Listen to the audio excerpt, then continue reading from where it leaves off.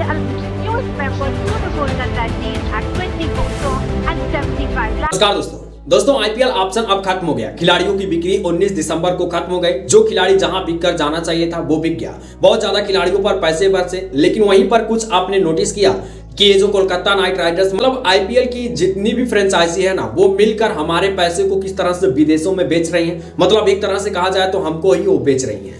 अब यहाँ बात पैसों की नहीं है, बल्कि बात यहाँ विदेशों की है। अपने देश के पैसे को वो लोग अपने तैश में आकर विदेशों में किस तरह से दे रहे हैं। चलिए इस वीडियो के अंदर हम आपको पूरी डिटेल जानकारी देने वाले हैं कि आईपीएल ऑक्शन में क्या क्या चीजें की गई और किस तरह से हमारे देश को ये जो आईपीएल की जितनी भी फ्रेंचाइजी हैं वो किस तरह से हमारे देश को बेच रही हैं और किस तरह से हमारे पैसे को विदेशों में पहुंचा रही हैं। चलिए आपको वीडियो के अंदर पूरी डिटेल जानकारी देते हैं और आपको समझाते हैं पूरी तरीके से।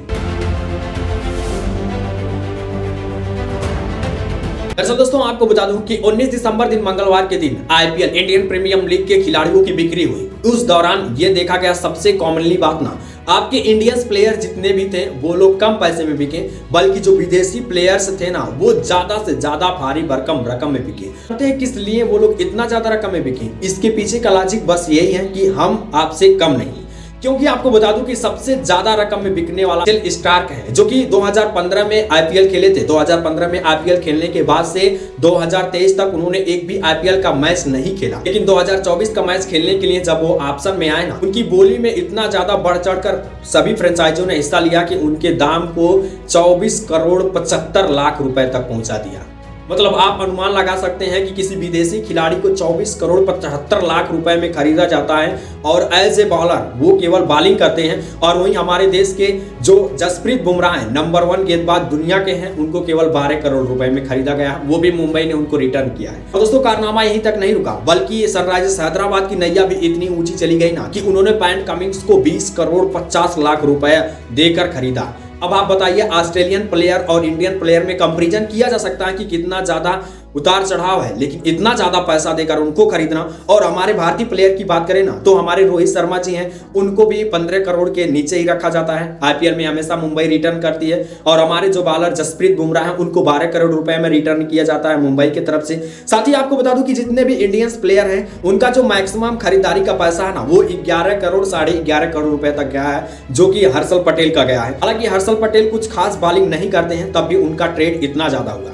अब आप अनुमान लगा सकते हैं कि वो बैट्समैन जो बहुत अच्छा प्रदर्शन करता है वो कम लागत में खरीद लिया जाता है, लेकिन वही बॉलर बैट्समैन जो उतना ज्यादा इफेक्टिव प्रदर्शन नहीं करता है उसको इतना ज्यादा लागत में क्यों खरीदा जाता है? बस इसके पीछे ईगो छुपा हुआ है। हर एक फ्रेंचाइजी जब बैठ जाती है ट्रेड करने के लिए ना, खरीदने के लिए खिलाड़ियों को, तो वो सोचते हैं कि हम इनसे कम नहीं, वो सोचते हैं हम इनसे कम नहीं। बस इसी देख झेक में खिलाड़ियों की बिक्री बहुत अधिक बढ़ जाती है और वो बहुत अधिक पैसा पा जाते हैं, जो कि ऐसा नहीं करना चाहिए। आप सभी को जानकर ये हैरानी होगी ना कि इंडियन प्रीमियर लीग मतलब आईपीएल जो फ्रेंचाइजी, हर एक चीज हमारे देश का है, सब कुछ हमारे देश में होता है। विदेशी कंपनियां आती हैं, हम पैसा लेते हैं, तो बीसीसीआई को जितना भी पैसा वो अपने देश के अंदर इन्वेस्ट करना चाहिए। मैं तो यही मानता हूं कि ज्यादा से ज्यादा पैसा अपने इंडियन प्लेयर को देना चाहिए, उनको ज्यादा से ज्यादा पैसे में खरीदना चाहिए। आप लिस्ट उठाकर देख सकते हो कि हमारे देश के अलावा कोई भी ऐसा देश नहीं है जो आईपीएल की तर्ज पर ऐसा खेल कराता हो जहां पर हमारे देश के खिलाड़ी इतना ज्यादा रकम में बिकते हो।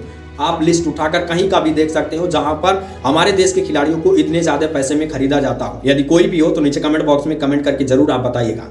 अब ऐसे में सीधे तौर पर यहां पर यह देखा जा रहा ना कि हमारे देश के खिलाड़ियों की वैल्यू ही नहीं है उनके आगे कुछ। मतलब आईपीएल में किसी को 20 करोड़ में, किसी को 24 करोड़ में खरीदा जा रहा है। वहीं नंबर 1 गेंदबाज जो हमारे देश का है उसको 12 करोड़ रुपए में खरीदा जा रहा है। और वहीं सूर्य कुमार यादव नंबर 1 बैट्समैन है, उनको भी कम पैसा में खरीदा गया।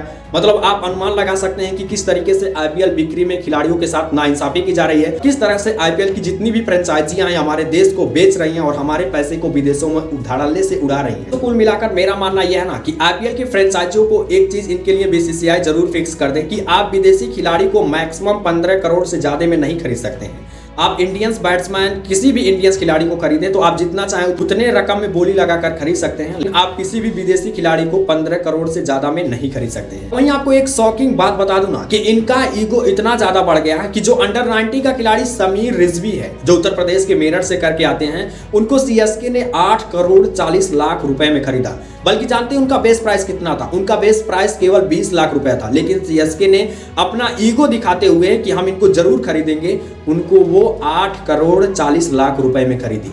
अब आप अनुमान लगा सकते हैं कि फ्रेंचाइजियों के अंदर कितना ईगो होता है। जब वो ठान लेते हैं कि हम इनको खरीदेंगे तो किसी भी खिलाड़ी, चाहे उसके अंदर वो हुनर रहे चाहे ना रहे, वो बहुत ज़्यादा रकम में खरीदा जाता है। अब आप अनुमान लगा सकते हैं कि वो अंडर 90 खेले हैं, जबकि स्टीव स्मिथ जैसे कई खिलाड़ी अनसोल्ड रहे, उनको कोई खरीदा ही नहीं इस बार आईपीएल में। मतलब एक तरह से कहा जाए तो आईपीएल से उनकी करियर पूरी तरह से समाप्त हो गई।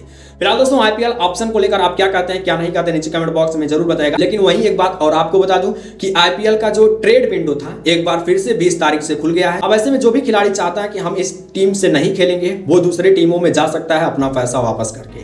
अब देखिए कौन किधर जाता है किधर नहीं जाता, क्योंकि एमआई की तरफ से ऐसी बहुत बातें कही जा रही हैं कि रोहित शर्मा जा सकते हैं या फिर नहीं। देखिए रोहित शर्मा कहीं जाते हैं या फिर एमआई की तरफ से खेलते हैं। फिलहाल इस वीडियो में इतनी इन्फॉर्मेशन, उम्मीद है कि जानकारी आपको अच्छी लगी होगी। लेकिन इस वीडियो को आप देखकर क्या कहते हैं कमेंट बॉक्स में जरूर आईपीएल फ्रेंचाइजियों के लिए कहिएगा।